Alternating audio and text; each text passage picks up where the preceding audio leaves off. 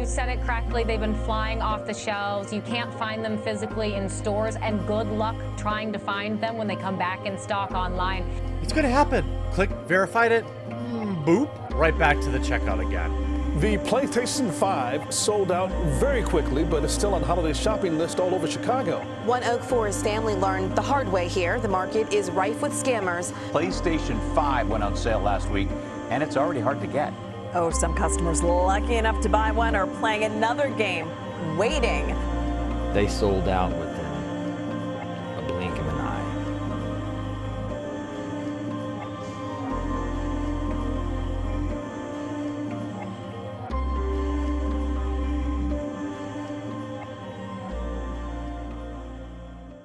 Last weekend marks the 7-month anniversary of the launch of the PlayStation 5, one of the most anticipated console releases probably in gaming history, with its raw power and speed, and graphics and immersion unlike anything we've ever seen before. But with as much hype as the PlayStation 5 received, it came with its share of issues. A few fires crashed within the first week, and its individual game library is still a little bare. Its hard drive wasn't what we expected, and forget about expandable memory at the moment. So, was the PlayStation 5 worth the stress to the pre-orders? And is it still risking your rent to scalpers for it? What's up YouTube, I'm Jeff Weisinger, aka Wise Guy, and today we're talking about the PlayStation 5 and whether you need to jump on it or chill on it. But before we begin, if you like what you see here and you want to support the channel, please join me along this journey. Hit like, hit subscribe, every follower matters, and let's go on this together. Alright guys, let's begin. Now, let's keep in mind, before we continue about just the console itself, we got to talk about how we got here and how we were able to get the console, because there were many who couldn't get it. My wife and I both tag teamed on Best Buy and Target, tried every way to get it, tried to get the pre-order down. It took us 3.5 hours to finally get our pre-order through. And weirdly enough, we actually ended up pre-ordering 2 of them on 2 separate cards, which was kind of cool. So my sister kind of benefited from the other PlayStation 5. People weren't happy about that part. One of the biggest issues with the PlayStation 5 has been the pre-ordering process, and has been just being able to find it, especially with all the scammers, with people finding multiple PS5s and then selling them for double, triple, if not quadruple the value. Come on, nobody do something this crazy just for money. You had to survive essentially what was a pre-order war. Everyone was flooding the servers. Sony totally botched the pre-order process because they weren't supposed to allow the pre-order process to begin the way they did it, and everyone blames Walmart for leaking it early because Walmart just said YOLO, long story short, and everyone flooded the servers for Walmart, everyone flooded the servers for Best Buy, Target, GameStop created a queue and a waiting room, and even then it was an absolute disaster. So before I continue, let's just take a second to remember those who didn't survive the pre-order war.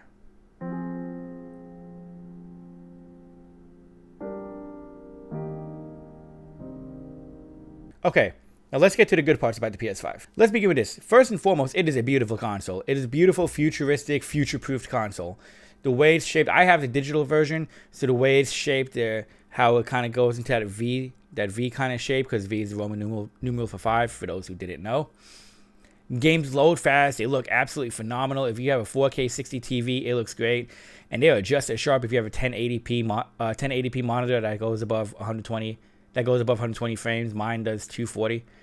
They look absolutely smooth, absolutely crisp. It's a pleasure to play. The console doesn't sound like a jet engine compared to the PS4 and PS4 Pro.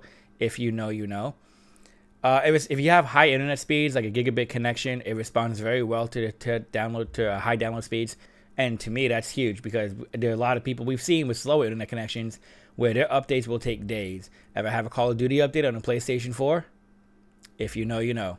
The DualSense is absolutely fantastic, and for what it's worth, if you guys want to catch my old videos on the DualSense first impressions and on my unboxing for the PlayStation 5 the morning I brought it home, I will have the links below. You can probably see it somewhere on this screen, but I'll have the links in the description below. Today, we get to take our first impression at the PS5 controller, the DualSense. Unbox. We had to open this thing. This thing is freaking heavy. But let's get to the bad parts, guys. What are the bad parts of the PlayStation 5? First off, we'll start with the memory. The PlayStation 5 has an 825 gig SSD hard drive. However, about 175 of that is meant for the operating system, leaving you just over 650 gig for games, your media, all that kind of stuff. So if you have games like Call of Duty, NBA 2K, Final Fantasy, games like what I have where they're over 100 gig, if not just about, or in Call of Duty's case, about 200 gig, you're using up nearly 2/3 of your drive just on 3 games. That is a big problem. On top of the fact at the moment, there is no external storage available specifically for the PlayStation 5 that you can load games up from the PlayStation 5. When I mean load up games, I mean PlayStation 5 games.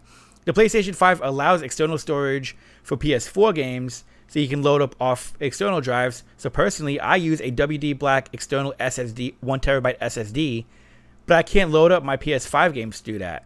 I can store PS5 games on that if I need room. I don't want to download anything later, but with a fast internet connection, I don't have to worry about that.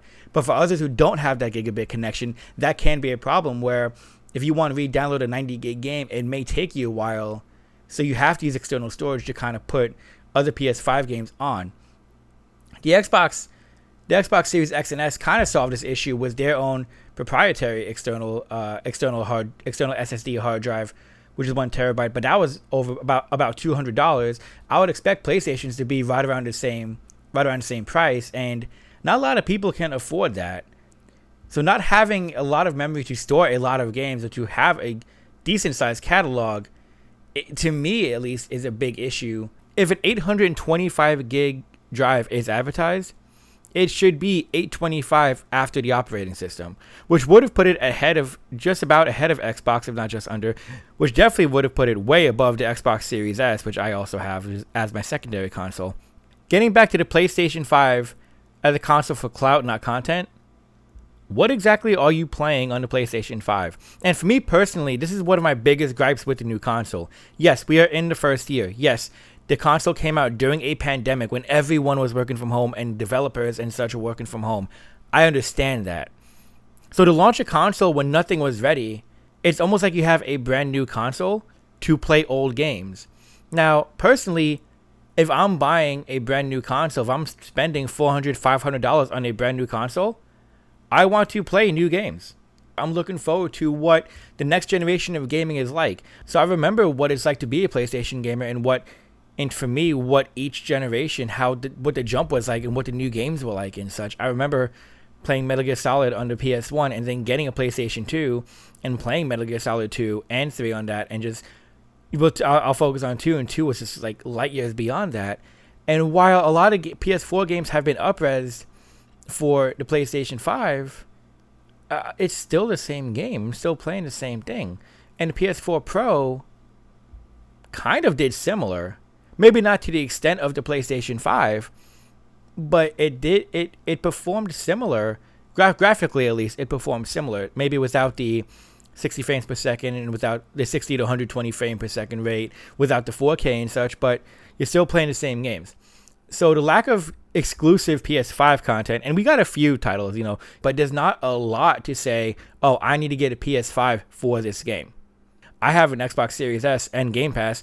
I got MLB The Show 21 for free, which goes into my next part. PlayStation's services need to step up.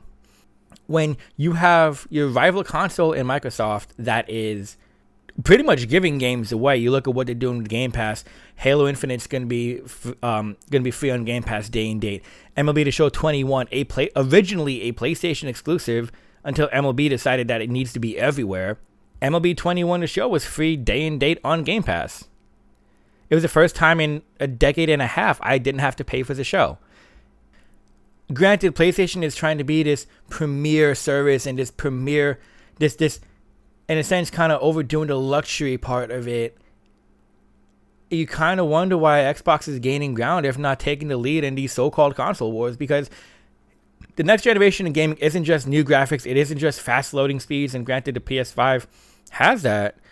The future of gaming really is in services.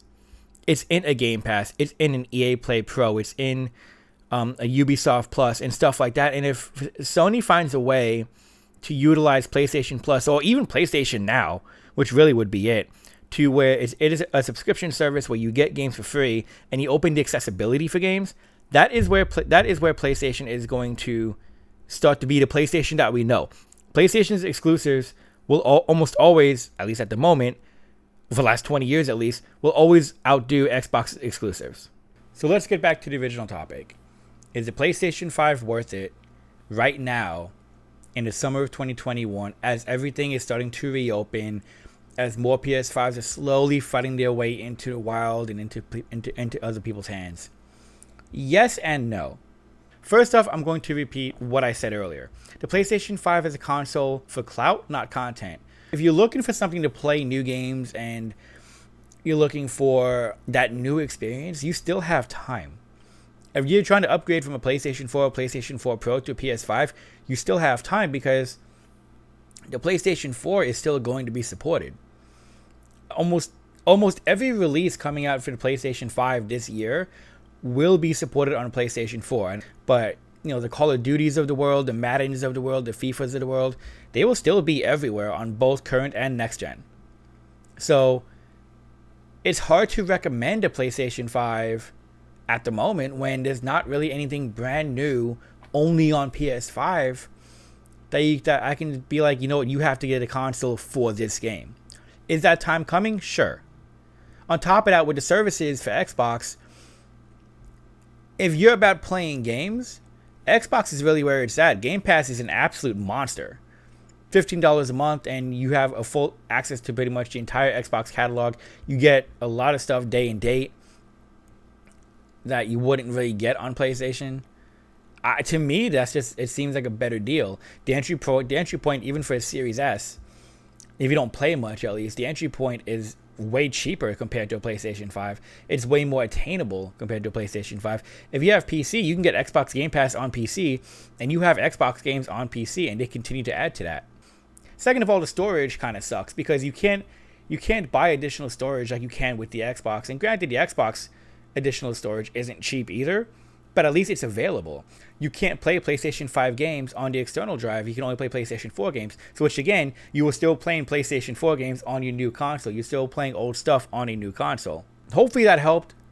If you're able to get a PlayStation 5 and you find it in stores, by all means go after it. If you're able to nab one online through a store, through like a main store, by all means go for it.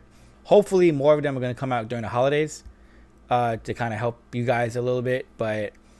And hopefully there should be a lot more content, especially for the next generation. But right now, you have time. And besides, PlayStation 5 is already working on the Half-Life console, which is a PS5 Pro, PS5 Max, whatever it's going to be. So you guys got time to upgrade. Anyways, I hope this helped. First time I've done a video like this in a while. I think the first time I've done a video like this. So if you like what you see, hit the like button, hit subscribe. There'll be a lot more content coming as I'm focused a lot more on YouTube. If you have any tips, whatever, or if you like the video, leave a comment in the comment section below. And as always, guys, take care of one another.